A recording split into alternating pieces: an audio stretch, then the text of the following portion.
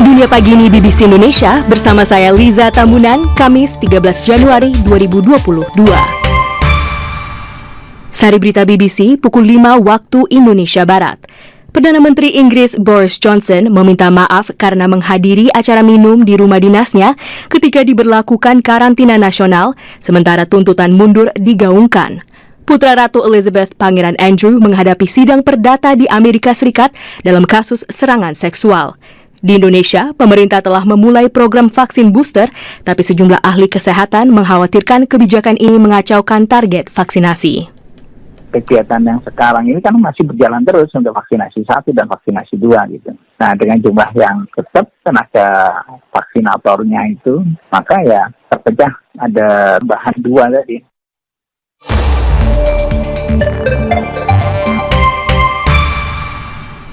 Inilah berita selengkapnya. Perdana Menteri Inggris Boris Johnson meminta maaf kepada parlemen setelah menghadiri acara minum di rumah dinasnya ketika sedang diberlakukan karantina nasional. Mr. Speaker, I want to apologize. I know that millions of people. Yang mulia, saya ingin meminta maaf. Saya tahu jutaan warga di seluruh negeri ini telah memberikan pengorbanan luar biasa selama 18 bulan terakhir. Saya tahu kesedihan mendalam yang mereka alami, tak bisa berkabung atas kematian sanak keluarga, tak bisa menjalani kehidupan sebagaimana diinginkan, atau melakukan hal-hal yang disukai. Dan saya paham kemarahan mereka terhadap saya dan terhadap pemerintah. Saya memimpin ketika mereka berpikir bahwa di Downing Street sendiri, peraturan tidak ditaati sebagaimana mestinya oleh orang-orang yang membuat peraturan itu. Johnson menolak mengundurkan diri dengan mengatakan ia mengira sudah mengikuti panduan virus corona untuk acara yang berkaitan dengan pekerjaan. Tapi ia mengakui publik Inggris mungkin tidak menganggapnya seperti itu dan mendesak para anggota parlemen untuk tidak mendahului hasil penyelidikan resmi. Acara yang oleh orang-orang yang menghadirinya disebut sebagai pesta, diadakan pada Mei tahun 2020 ketika Inggris memberlakukan pembatasan sosial yang ketat. Partai-partai oposisi mendesak Perdana Menteri untuk mundur. Masih di Inggris, Putra Ratu Elizabeth, Pangeran Andrew, menghadapi sidang perdata di Amerika Serikat terkait tuduhan serangan seksual setelah hakim di New York menolak upaya agar kasus itu tidak dilanjutkan. Pihak penuntutnya adalah Virginia Giuffre yang mengatakan dirinya merupakan korban perdagangan seks oleh terpidana kasus pelecehan seksual yang meninggal dalam tahanan, Jeffrey Epstein, dan bahwa Pangeran Andrew melecehkannya ketika ia berusia 17 tahun. Pangeran Andrew membantah keras tuduhan itu. Kuasa hukumnya mengatakan Jeffrey tidak bisa mengajukan kasus itu karena terikat dengan penyelesaian hukum yang ia tandatangani dengan Jeffrey Epstein pada tahun 2009. Berita selanjutnya, pemerintah Indonesia memulai program vaksin booster kemarin. Tapi, sejumlah ahli kesehatan mengkhawatirkan kebijakan ini mengacaukan target vaksinasi lansia dan dinilai salah sasaran. Kelompok lanjut usia menyumbang hampir setengah dari total kematian akibat COVID-19 di Indonesia. Sementara, vaksinasi lengkap untuk kelompok rentan ini baru mencapai 44% dari target 21 juta jiwa. Selengkapnya kita ikuti laporan rekan Muhammad Irham.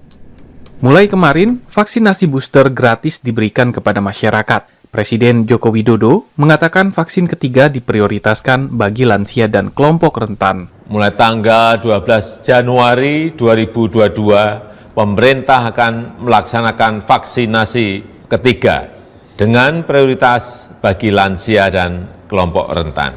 Upaya ini penting dilakukan untuk meningkatkan kekebalan tubuh masyarakat, mengingat virus COVID-19 yang terus bermutasi.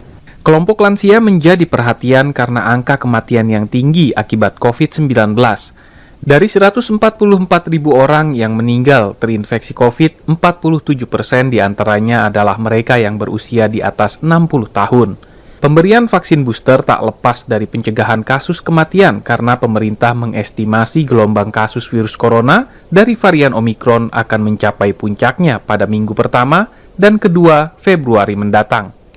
Juru bicara vaksinasi COVID-19 Kementerian Kesehatan, Siti Nadia Tarmizi, mengatakan pemberian vaksin booster ini akan berjalan paralel dengan pemberian vaksin dosis 1 dan 2 bagi lansia. mulai dari door to door, itu semua sudah dilakukan, tadi aku sudah sampaikannya, berbagai upaya sudah dilakukan, tapi memang tidak mudah mengajak lansia. Tapi tetap terus dilakukan untuk bagaimana menyisir, mengajak lansia melalui tokoh masyarakat, tokoh agama. Di sisi lain, ahli kesehatan masyarakat dari Universitas Indonesia, Profesor Budi Haryanto, justru menilai program vaksin booster akan mengacaukan target vaksinasi untuk lansia yang masih rendah. Ketambahannya kan dua nih, PTM anak-anak itu akan menjadikan target vaksinasi tambahan adalah anak-anak sekolah kan, yang tadinya belum jadi target gitu. Jadi ketambahan itu satu. Yang kedua, ketambahan dengan booster kan. Booster ini kan nambah target lagi gitu, mereka-mereka yang sudah lengkap kemudian kan harus dicari lagi untuk divaksinasi kan gitu. Sementara kegiatan yang sekarang ini kan masih berjalan terus untuk vaksinasi 1 dan vaksinasi 2 gitu. Nah, dengan jumlah yang tetap tenaga vaksinatornya itu, maka ya terpecah ada tambahan 2 tadi. Target vaksinasi lengkapnya ya akan terpengaruh waktunya. Pemerintah melaporkan saat ini jumlah tenaga pemberi vaksin alias vaksinator hampir mencapai 260.000 orang yang tersebar di seluruh Indonesia. Akan tetapi, tak ada penambahan petugas di tengah program vaksin booster untuk lansia dan anak-anak yang sudah mulai belajar 100% di sekolah. Sementara itu, epidemiolog Mas Dalina Pane khawatir vaksin booster yang semestinya diberikan untuk lansia dan kelompok rentan menjadi salah sasaran.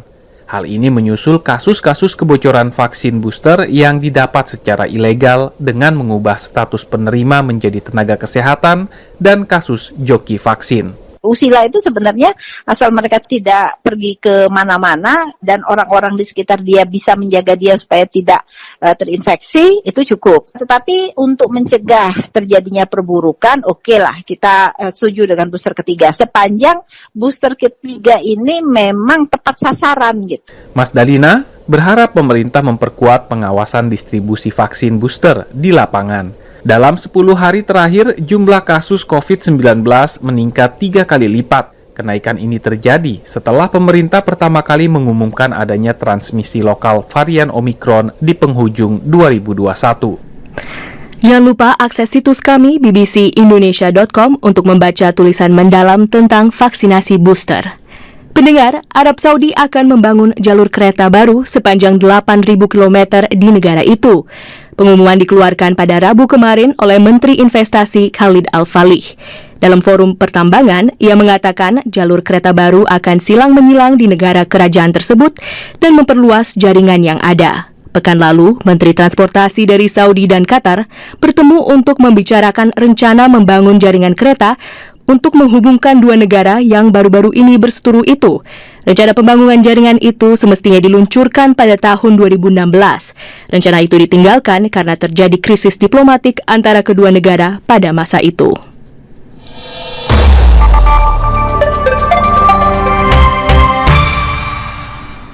Dunia Pagi ini BBC Indonesia akan kita lanjutkan dengan majalah udara.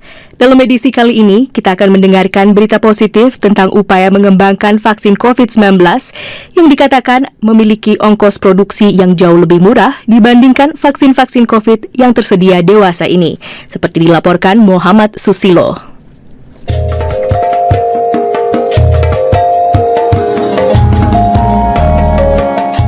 Negara-negara di dunia menggencarkan vaksinasi COVID-19. Tidak hanya dosis pertama dan kedua, tapi juga dosis ketiga di tengah penyebaran cepat varian Omikron. Bahkan Israel sudah meluncurkan vaksinasi dosis keempat. Banyak pihak mengatakan ketika pandemi memasuki tahun kedua, kita diminta untuk menerima kenyataan hidup bersama COVID, dan vaksinasi dari waktu ke waktu adalah norma baru. Disinilah persoalan muncul. Ada kesenjangan vaksinasi yang besar antara negara kaya dan miskin. Dalam konteks ini, para pemimpin dunia dan mantan pemimpin menyuruhkan apa yang disebut sebagai keadilan vaksin. Presiden Joko Widodo adalah salah satu pemimpin yang menyerukan keadilan vaksin. Idealnya memang vaksin ini bisa merata ke semua negara. Jangan sampai ada negara yang mendapat vaksin terlalu banyak, tapi ada negara yang sangat sedikit sekali mendapatkan vaksin. Oleh sebab itu, Indonesia menyuarakan keadilan terhadap akses vaksin. Ini penting sekali. Sejak awal sudah muncul kritik terkait akses vaksin COVID.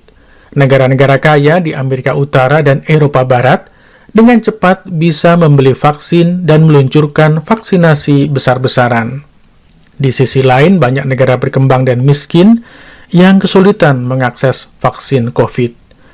Beranjak dari kenyataan ini, muncul prakarsa mengembangkan vaksin COVID untuk semua warga dunia. Hasilnya, COBIVAX, yang dikembangkan bersama antara Baylor College of Medicine di Houston, Amerika Serikat, dan perusahaan di Hyderabad, India, Biological E. Vaksin ini dibuat dengan menggunakan teknologi dan metode yang sudah tersedia, yang antara lain dipakai untuk membuat vaksin hepatitis B. Saintis yang mengembangkan COBIVAX, Maria Elena Bottazzi, menjelaskan, bahan vaksin adalah protein paku dari virus corona. Komponen ini dimasukkan ke dalam tubuh yang kemudian membelah diri dan menyebabkan penyakit. Namun, tak akan membahayakan badan kita karena elemen lain dari virus corona tidak ada. Badan kemudian memunculkan respons kekebalan atas paku protein yang disuntikkan. Bottazzi mengeklaim cara ini memiliki keunggulan dibandingkan vaksin-vaksin COVID yang saat ini tersedia. And RNA vaccines being novel, there were not a lot of vaccine manufacturers that knew how to make the vaccine. Vaksin RNA adalah hal yang baru dan banyak perusahaan yang tidak tahu bagaimana membuat vaksin jenis ini. Karenanya sulit untuk meningkatkan produksi terutama di masa pandemi global seperti yang kita alami sekarang. Di sisi lain, teknologi pembuatan vaksin berbasis protein sudah lama diketahui dan diadopsi oleh banyak perusahaan. Mereka dengan cepat bisa menggunakan resep ini dan memproduksi vaksin dalam skala besar. Alat penyimpannya tak seperti vaksin RNA yang memerlukan suhu yang sangat dingin. Teknologi yang sudah tersedia dan banyaknya produsen vaksin yang menggunakan metode ini pada akhirnya membuat ongkos produksi vaksin seperti COBIVAX menjadi lebih murah.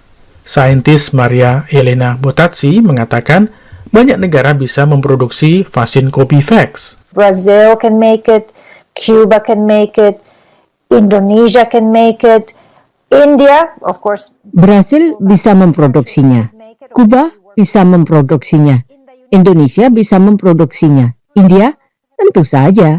Banyak perusahaan di negara ini yang bisa memproduksinya. Kami sudah bekerja sama dengan perusahaan Biological E untuk memproduksinya. Siapapun yang punya teknologi, infrastruktur, dan peralatan bisa memproduksinya.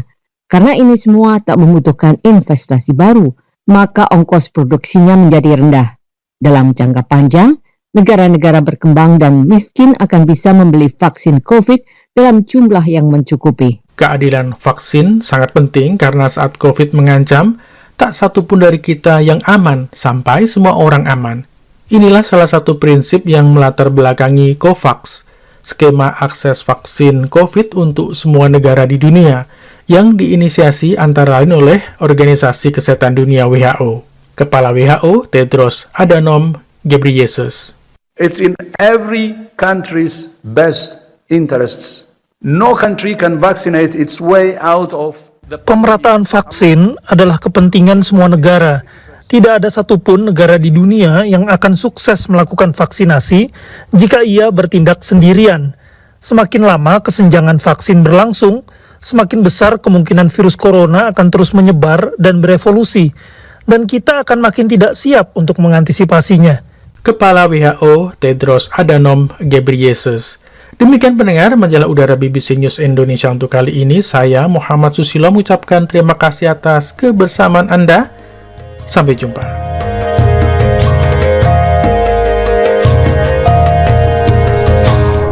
Pendengar, perkembangan berita dunia dan nasional serta berbagai artikel lain dapat Anda ikuti di bbcindonesia.com.